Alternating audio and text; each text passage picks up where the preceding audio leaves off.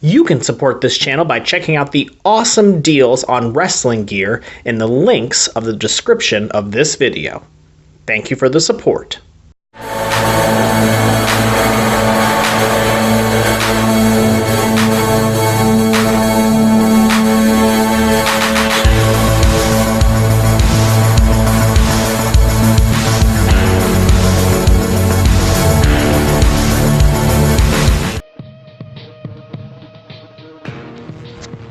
Hey, what's up, guys? Thank you so much for tuning into the Fair Fight Wrestling Podcast. My name is Theron, and I want to thank you guys so much for joining me today. This is our poll on a poll.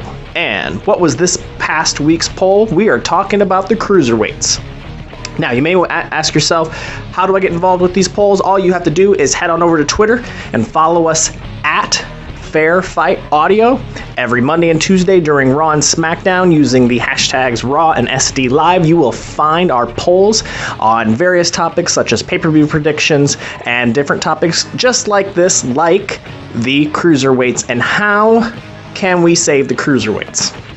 Now, this has been a very big topic ever since 205 Live came on the scene, and actually technically when the Cruiserweight Classic first came on the scene, because we all know that was a significantly different show than what we see now today, both on Raw and on 205 Live. There were a lot less move restrictions, a lot less creative control over these guys from, most likely Vince or maybe even Triple H. I'm not 100% sure who's been restricting them, but there are ways of saving the Cruiserweights, and we want to go through all of these different poll options right now. So the first option I gave you guys was no more purple ropes.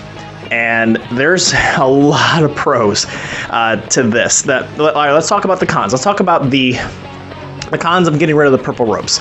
Number one, it is a brand recognition piece to make sure you know that you're going to see something different when these guys come in the ring. But the reality is you don't see anything different. The work style is very similar. They don't do any bigger high spots than, say, Seth Rollins does or Kofi Kingston does. And so to me, those purple ropes just mean it's time for a bathroom break. And that's the harsh reality of it. I mean, unless you have somebody like Neville or Austin Aries in the ring, who are maybe their character-wise are going to keep you engaged a little bit more than the others, those purple ropes just signify, all right, I have time to go get some nachos. I have time to get up from my seat at home. I'm not going to see anything that's going to be crucial that I can't flip back through on YouTube later or on WWE's website later. So I think removing those purple ropes, making them feel like more part of the regular Raw show and making 205 Live look a little less silly. Quite frankly, also I'm going to say it, I don't think that purple championship looks that great. It's cool because it's got the silver look to it, but they take these themes way too seriously. I don't like how the Raw Tag Team Champions look. I don't like how the SmackDown Tag Team Champions look. I don't like these color belts with the gold or the bronze or the silver plating. That's just my personal opinion. So I think if we get rid of this purple, it will help out in the long run.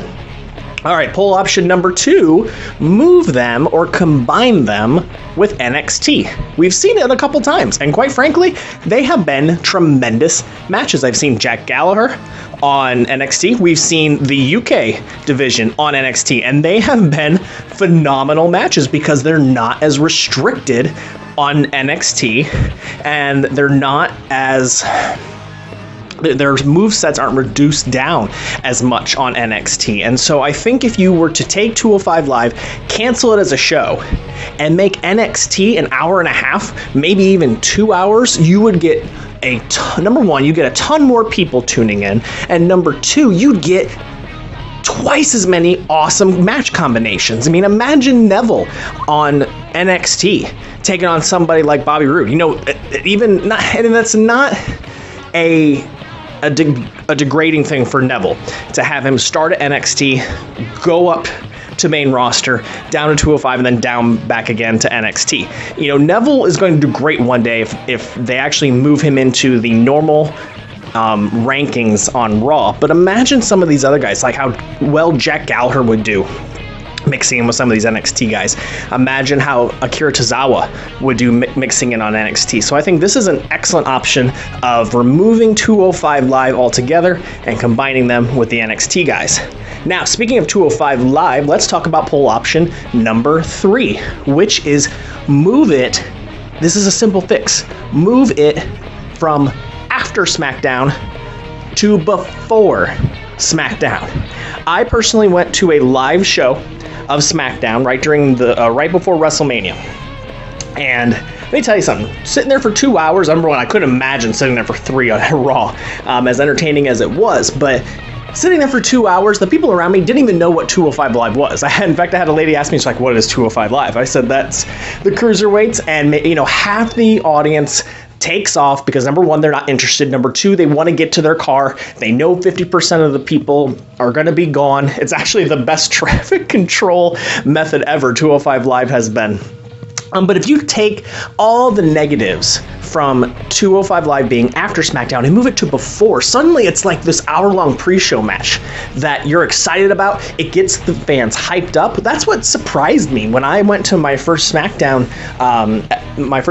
Live here right before WrestleMania. There was nothing to get us excited about what was coming on. There was one 8-man tag team dark match, and that was it. That it wasn't anything to get us pumped up. So if you have those high-flying cruiserweights and you restrict them less and put it before SmackDown, you get the entire audience there for it. It looks better on tape. Put it at 7 o'clock. You don't even have to put it at 7 o'clock. Oh, I guess you do if you call it 205 Live. Change the name then. But if you move it to 7 o'clock, I don't think you're going to get any less people tuning in at 7 on the WWE Network to then flip back over to SmackDown. And if not, no big deal. It doesn't matter if people watch this thing live versus watching it afterwards. If I do watch 205 Live, I never watch it when it's actually on. I watch it to where I can actually fast forward through some things. So I think moving 205 Live to before SmackDown Live airs is a very positive thing. All right, the last option on here that got the most votes is no move restrictions, and this is so important. That Cruiserweight Classic looks nothing like what 205 Live does, and it's because we have these match agents, or it's Vince or whoever, who is telling them to ease off the gas a little bit because we want the main event to look better than what you guys are producing, and that's the harsh truth. If they go back to the mentality of what Eric Bischoff was trying to accomplish in WCW, where he highlighted them, he put them at the top of the 9 o'clock hour so that you didn't turn back over to Raw. I mean, imagine back in the days of Billy Kidman and Juventud Guerrero, and Eddie Guerrero and Rey Mysterio. You tuned in to watch that because it was something that the big guys couldn't do. So I just think that if they cut down on these move restrictions for these guys, let them do what they want to do, you'll get a lot less people getting up to head to the bathroom when those purple ropes come up. So, guys, thank you so much for tuning in today. I want to hear what you have to say, so please leave a couple comments in the comments below. I always appreciate likes on these videos. I definitely appreciate if you would consider subscribing so that you can be updated on all the videos that come up on this channel. You can follow us at Fairfight Audio on Twitter. That way you can get involved in some of these poll discussions. Thank you so much for tuning in, and I'll see you again soon.